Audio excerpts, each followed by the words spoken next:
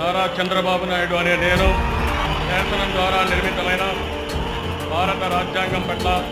నిజమైన విశ్వాసం, విధేయత చూపుతానని, భారతదేశ సార్వభౌమాధికారాన్ని, సమగ్రతను కాపాడుతానని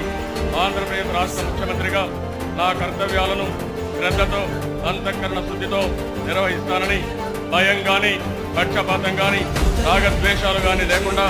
రాజ్యాంగాన్ని, శాసనాలను అనుసరించి ప్రజలందరికీ న్యాయం చేకూరుస్తానని దైవ సాక్షిగా ప్రమాణం చేస్తున్నాను. నారా చంద్రబాబు నాయుడు అనే నేను శాసనం ద్వారా నిర్మితమైన భారత రాజ్యాంగం పట్ల నిజమైన విశ్వాసం, విధేయత చూపుతానని, భారతదేశ సార్వభౌమాధికారాన్ని, సమగ్రతను కాపాడుతానని